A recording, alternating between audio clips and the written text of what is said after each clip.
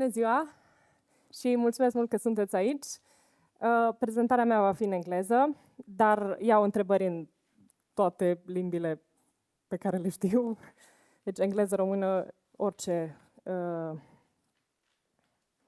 Da? Și în același timp există și un QR, care nu știu dacă a fost distribuit.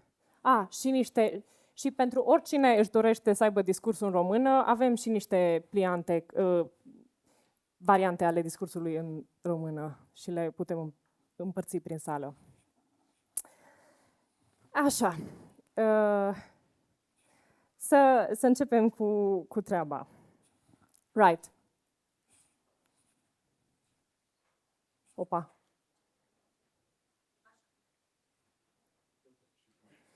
Look at the image that I'm going to project next. Allow to the shapes and to the colors to guide your gaze through it.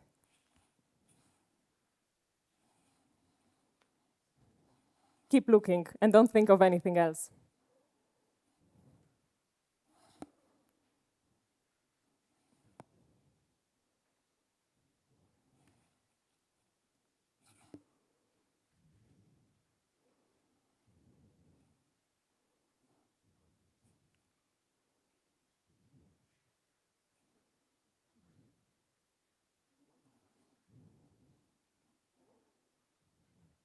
Right.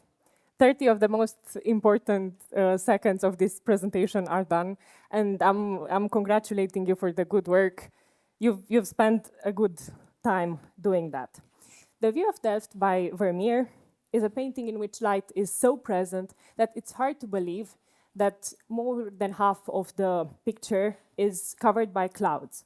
The weight of the clouds on the upper panel is so strong that it contrasts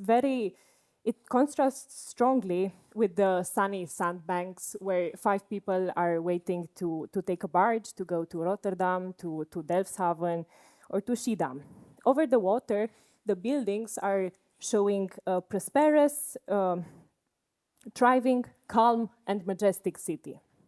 Yet another contradiction is hidden behind this prosperity and behind this serenity. When Vermeer painted this painting, a catastrophic blast destroyed hundreds of houses in a gunpowder accident in Delft. One of the victims of the disasters was Karel Fabricius, a student of Rembrandt and possibly teacher of Vermeer. The painting itself contains no explicit ties to the catastrophe and no visible ruins who echo such a lingering grief. There's only an uncanny presence. That uncanny presence of contradicting light that seems to grow and to glow stronger when the clouds get denser. In this case, historical information is very important for us because we don't know of this catastrophe, and we have very different knowledge and patterns of interpretation than the contemporaries of Vermeer. It's very doubtful that in the 1600s, the people living in the Netherlands didn't know that a violent blast killed, just 6 years before, more than 100 people in Delft. The 17th century was marked by religious conflicts, by wars, by naval competition, by famine, by sieges, by mass rapes, by massacres. There's a lot of adversity and sorrow. There was a lot of adversity and a lot of sorrow in those times. And that seems very remote from us, but not from Italian jurist Antonio Cassese, who a couple of years ago was the head of the Yugoslav War Crimes Tribunal in The Hague. In a bold writing called Vermeer in Bosnia, Lawrence Wexler reflects on these connections between art history and horror. And he asks Cassese a very simple question. How do you not go mad doing and hearing the stories you hear daily? And his answer is, every afternoon, I go to Maurits's house and spend some time with the Vermeer. To quote Wexler, at the time when Vermeer was painting The View over Delft, all of Europe was Bosnia. Right. Michael Baxendale mentioned that the best works of art have a contradictory relation to their historical content. They do not express their culture directly, but complementary. Complementary, just like in math, it's that type they add that type of angle that makes an angle be right.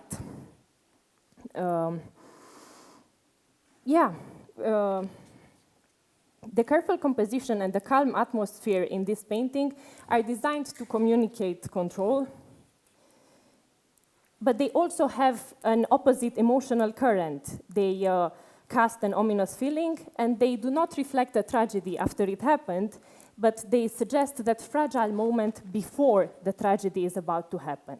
The view of Delft stands as a testimony that works of art provide a redressive value in a historical context and answer to a lack existing in the society and in the people, and challenge these limits and the constraints of society. In the 21st century, let's move to the next image.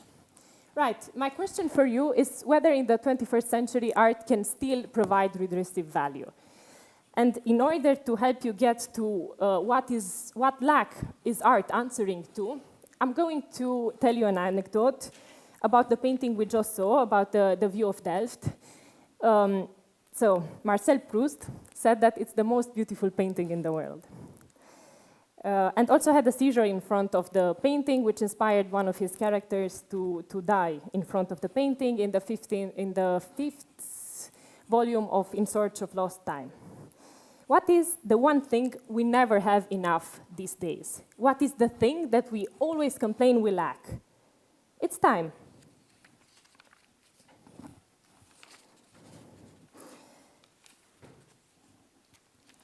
Right.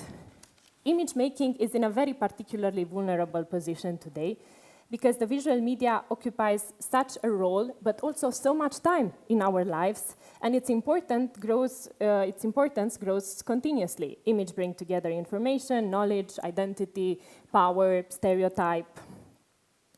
And also, contemporary imagery is very seductive because it has thought to target pleasure before it addresses to thought. Their attractiveness lies in immediacy. They flatten distance between desire and fulfillment, and through this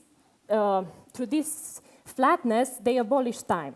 Works such as Umstand of Berlin artist Emma Kucharczyk, which I had the honor to curate, position themselves against this accessibility and use the same tools of contemporary seduction in order to obtain different and the opposite results, I would consider. They build on anticipation, they simultaneously invite and deny the free navigation of the gaze through the pictorial space, and they use lights, they use atmosphere, they activate the viewer through their incompleteness. The rhythm in which Umstand dry is unfolding itself seems slow and lengthy to us, but that is because our expectation from a painting have changed. Because we gradually became estranged from the idea of painting and of patience, and the image industry has used that. They acted directly upon the motor, our desire. We were conditioned to want paintings fast and to have them more accessible, and also to have them very familiar, but also exotic in the same time. So we think we want new images, but actually we just want images that correspond to our expectations and bring just a small degree of novelty to offer enough gratification for us to say, okay, your time was well spent, you've discovered something new. But our time is very little that we offer to this discovery that should take more. When people think of taste, they think of whimsical attraction towards an object. It's much more complicated because taste is a very fine matter that relates to our interpretative skills. In that sense, we like a picture when it relates to our ability to notice, distinguish, and interpret very small differences between things, ability that we already possess. In this sense, we enjoy our own exercise.